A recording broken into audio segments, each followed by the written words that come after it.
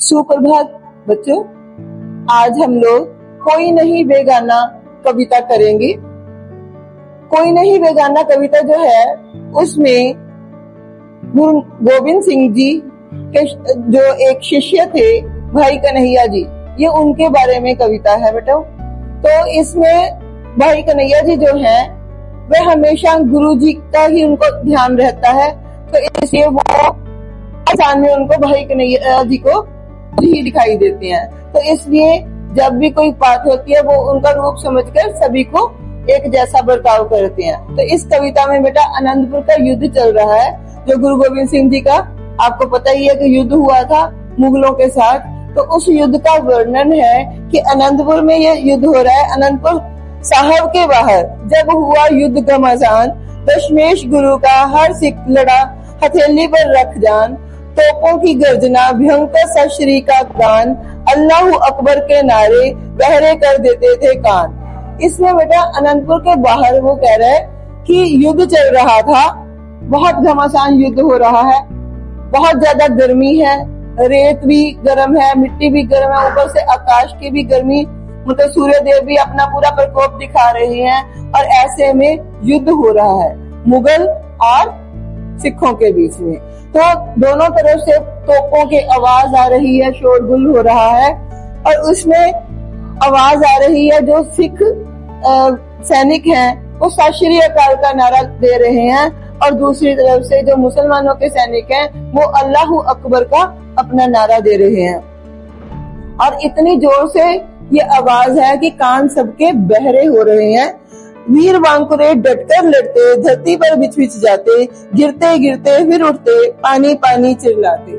जो युद्ध करने के लिए सैनिक हैं वो क्या कर रहे हैं, बहुत ही वीरता से युद्ध लड़ रहे हैं, और इतनी गर्मी के कारण उनको प्यास लगी हुई है, और जब वो घायल हो जाते हैं तो पानी पानी चिल्ला रहे हैं। गर्मी का ये कठिन महीना उन वीरों पर भारी था, जलते तपते मैदानों में युद्ध अभी जारी था। जलती तपती दोपहरी में गुरु घर का एक सेवक कंधे पर एक मशक उठाए, देता पानी का उपहार। इसी में गुरु घर का जो सेवक है भाई कन्हैया जी, वह सभी को क्या कर रहा है, जो घायल लोग हैं उनको पानी दे रहा है, जिससे वो दोबारा से जीवन प्राप्त कर जाते हैं और फिर से वो लड़ाई करने के लिए तैयार हो जाते हैं।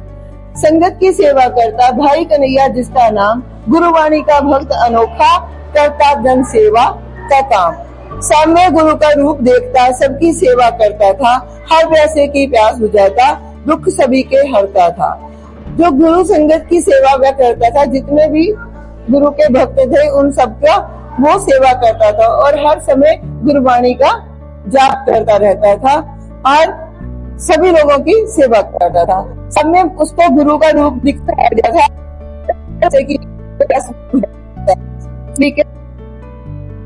दृष्टि थी शत्रु मित्र में, दोनों उसको एक समान, हर घायल को पानी देना होता उसका पहला काम। वह सभी को एक दृष्टि से देखता था, चाहे वह मुगलों की सेना थी और चाहे वो सिखों की सेना थी, सभी को वो एक जैसा ही देखता था, और सभी के लिए वो पानी की सेवा एक जैसी करता था। तो ऐसी सेवा करते हुए एक दिन क्या हुआ, उसका जो सिख सैनिक थे उनको लगा कि ये तो बहुत काम खराब हो रहा है, ये तो हम बड़ी मुश्किल से घायल करते हैं दूसरे सैनिकों को, मुसलमानों के, और ये फिर से उनको जिंदा कर देता है, इसलिए इसकी शिकायत जो है गुरु जी के पास लगानी पड़ेगी। तो हंसकर लगता गुरुवर भाई कन्हैया का दुश्मन से नाता, घायल शत्रु को जल देता उसकी जान बचाता।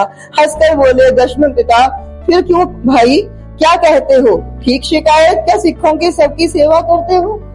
तो उन्होंने क्या किया, जो उनके दुश्मन थे उन्होंने गुरुजी को शिकायत लगा दी कि गुरुजी ये क्या करता है, सभी को पानी पिलाता है, और हमें तो लगता है इसका ना मुसलमानों के साथ कोई गहरा संबंध है, तो हमें लगता है ये गड़बड़ कर रहा है। तो गुरुजी ने उसको बुलाया भाई कन्हैया को, और बुलाकर कहने लगे, क्यों भाई कन्हैया ये सभी क्या कह रहे हैं तेरे बारे में, क्या ये बात सच्ची है कि तुम्हारा दुश्मनों से कोई नाता है। तो वो आगे से भाई कन्हैया हाथ जोड़कर चरण छुए, नतमस्तक हो वचन कहे, गुरुवर सबको जल देता हूँ, मानो सामने आप रहे। हाथ जोड़कर वह गुरु जी के आगे नतमस्तक हो जाते हैं और कहते हैं कि गुरुवर मेरे दिल में तो ऐसा कोई बात नहीं है, मुझे तो हर एक में आपका ही रूप दिखाई देता है, इसीलिए मैं सबको पानी पिला देता हूँ। गुरबाणी का मतलब मैंने केवल बस इतना जाना है, देखूं हर प्राणी में प्रभु पर कोई नहीं बेगाना है। और गुरुजी मैंने तो गुरबाणी का एक ही मतलब जाना है कि आप हर किसी में आप ही आप हो। तो बेटा समझ में आई? ओके, कल आप इसको याद करके आओगे।